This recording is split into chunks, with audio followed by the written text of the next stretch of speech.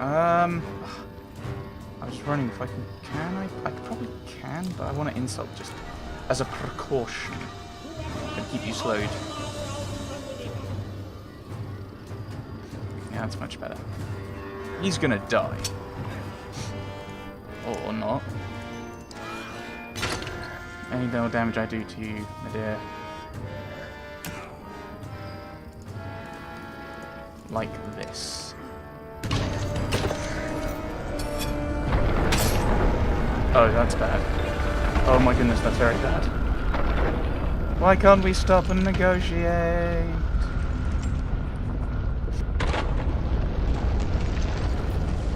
Ilis is trying to bring the cave down on our heads.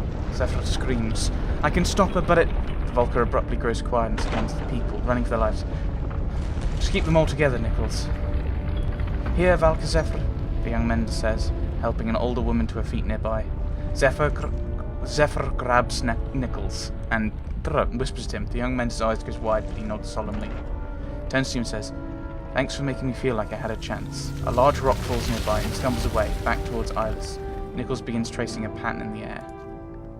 You yell for everyone to keep moving, tossing those who stop to turn around. When you look back, Zephyr is standing behind Nichols, tracing an alternate pattern. The young man glows for only a moment, hair flapping as if a giant gust is blowing past him. Then he crumbles. Oh dear. Oh dear. Oh dear. I assume she's used his life force to keep everyone alive. Blood magic-esque. Ilis grows quiet in the distance. You watch the form of the Sundra shake and struggle to maintain its form. Then it fades, like snow blowing over a hilltop. A few more rocks tumble down and you grab the sagging Valka before she is crushed. Once you have met up with everyone else, you tally the numbers. The losses are not as bad as they could have been. I assume that's because we were nice to him, but I don't know. I doubt that ended her, Zephyr says, and there are many passages here which Ilis knows all too well. She's been tracking us. Was she the woman? We need to leave these caves immediately. You pause and say, What did you do with that Mender boy? Zephyr turns ahead. We can discuss Nichols' sacrifice another time. We must move. You give the command, and no one hesitates to obey. I did much better that time. What with not failing miserably. Yes, anything is a step up from that, really. Sorrow and uncertainty swirl across the Valka's face until she finally stands still. What? You ask. Things have changed down here, she says. Rocks have shifted, rifts have opened. I doubt Ilis did all of this, but regardless, I'm not entirely sure which path to take.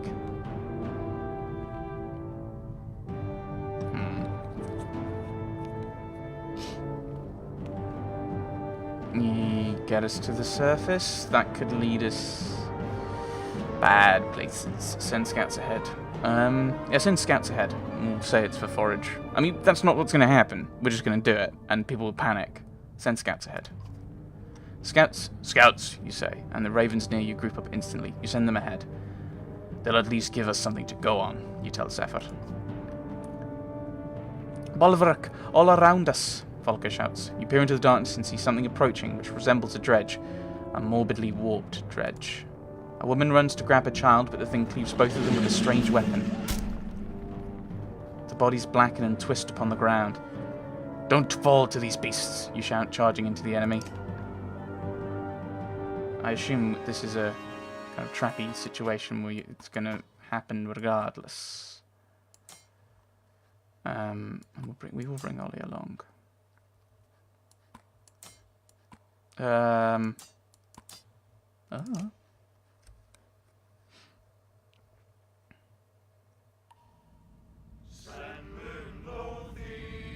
they look horrible. Versi's actually wasn't such a good pick, thinking on it.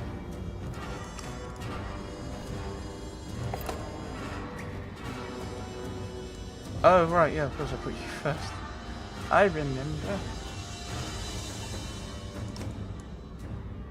How far can I insult? No. Okay. I'd like if you could go back to a movement if you had still had some you could use. Apparently the game disagrees. Oh, I didn't see that rift there. Boo, game! Boo! I'm blaming you for this, although it's almost certainly my fault. What on earth was that?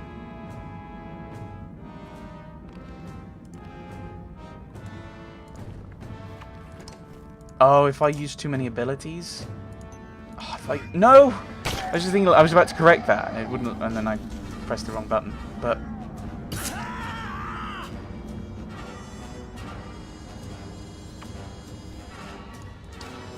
this is going badly. You've introduced new things, and I don't like it. He's almost certainly dead.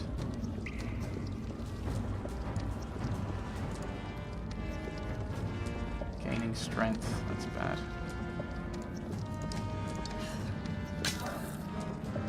So actually using special abilities is bad in this game, in this setup.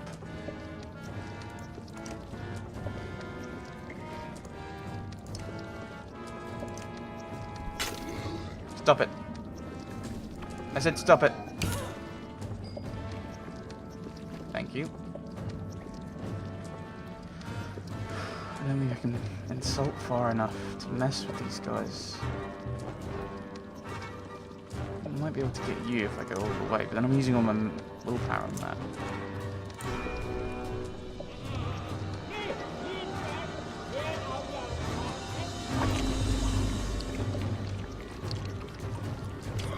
Yeah, I don't know why you did that.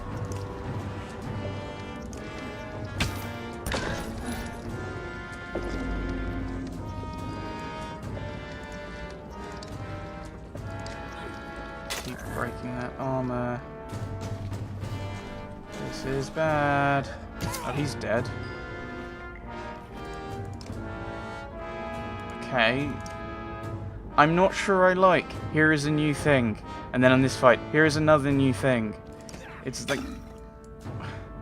here are new ideas that you've got to kind of resolve. I'm dying. I'm dying here.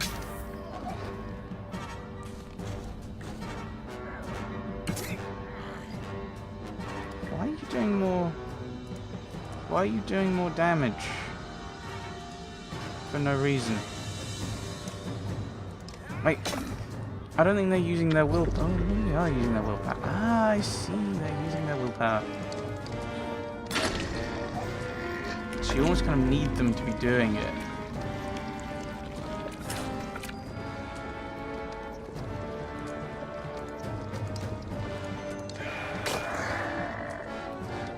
So that they have... but then they're still immensely powerful anyway with their attacks. So it's almost kind of... what they're a tad ridiculous, I'm seeing. I know there's only 3 of them, and I think probably if I have to fight this again.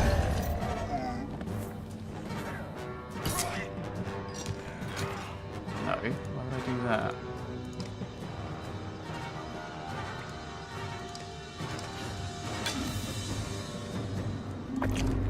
Oh, you still have loads of willpower. How could that should take? That's an ability that should take a willpower. Why are you not willpowering? You're stealing my willpower and my strength. But he had 8 willpower. I don't understand how these guys work. Yeah,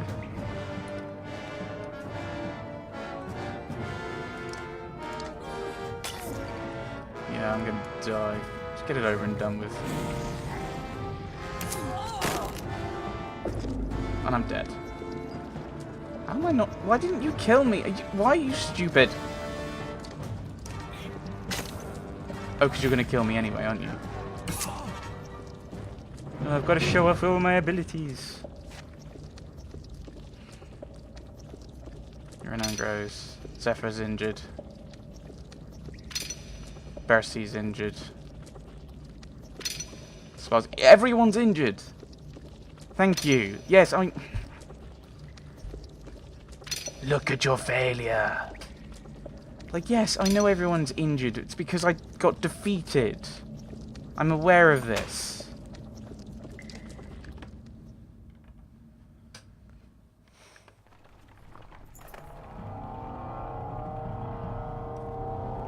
It's just... It's basically the way that it goes slowly.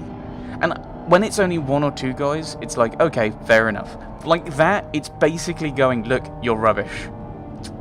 I feel like that's rubbing it in. And it... I just...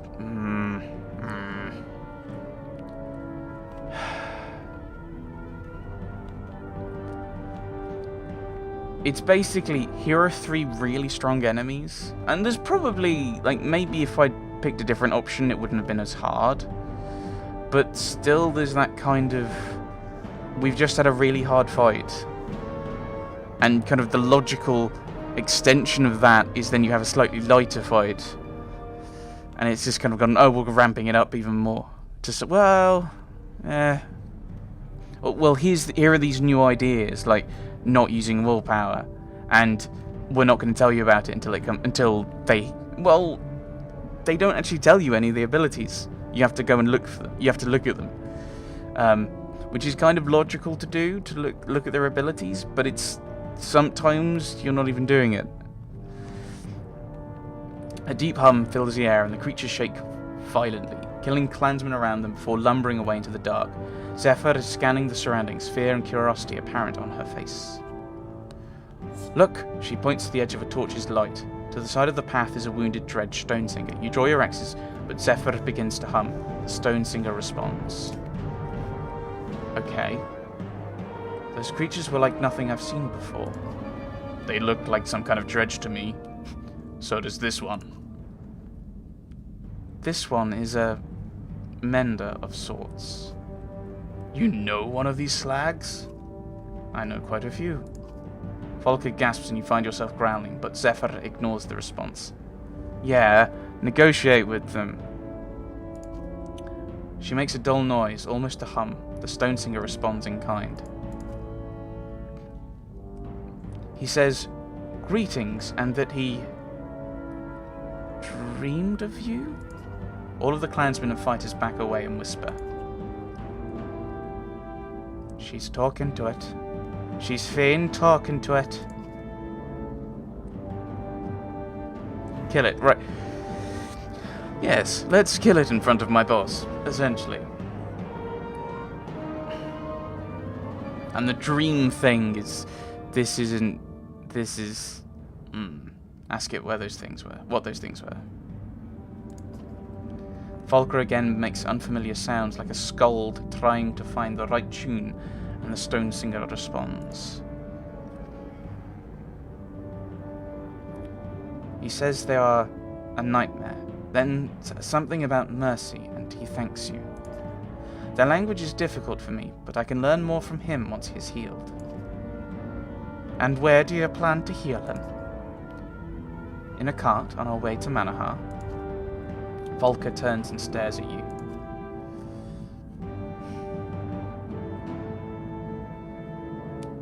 Angry berserker dude. I'd like information. I want to know what's going on. Ugh. And again, she's very, very forceful, and she is our boss. We're mercenaries. Let's get him in a cart.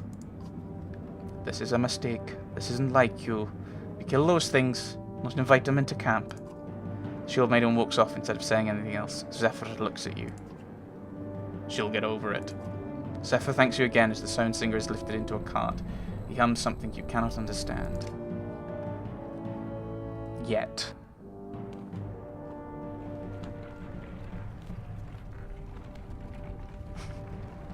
We only have medium morale after a complete destruction in that last fight. The Valkyr stops to weave patterns with her spear. Moments later she looks even more confused. I cannot determine which path we take now. Volker gets in her face. I'm usually the nice one, Volker, but with those things down here, I'm past nice. You led us down here, get us out. A low rumble comes from a cart. The Stonesinger is saying something. His stone song has shown him the way. We'll soon be in our world again. Strange phrase, but there's nothing to do but follow her lead again. I wonder what happens if you don't have him, if you kill it then, or don't have it with you. Surely that's a thing. The smell of fresh air alerts the entire caravan to the cave ahead. You went too far in bringing that thing with us, Bulwark, a raven shouts. We kill Dredge when we see him, not nurse him back to health. We're done with your company. A good number of fighters and even clansmen from Bindle run for the exit without looking back. Volker says nothing, but her silence says everything. I wonder if it's basically the same thing happens anyway. You lose clansmen and fighters because you get lost, or you lose them because they decide to leave you, which defeats the point of having choices. I'm saying that, just hypothetically, but it's... Is that why they're leaving? Because they're trying to keep things all balanced and everything? Because that's just... Everyone continues moving forward, the fear of the warped, twisted creatures fresh on their minds. You notice something strange about the light coming from the exit. It is not pure daylight. Uh-oh. Keep going, the Valkyr shouts to everyone, then looks at you. Who knows what to expect north of the Worm-Scale Mountains now. Hello, creepy, weird, ominous music. What in the depths am I looking at, Valkyr? I don't know. Neither do I, because you're not showing me anything, are you? Oh, Chapter 12, The Destined Day Shall Come.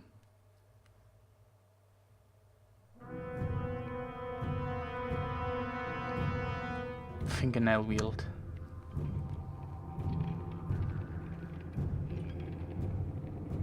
So we're going back to...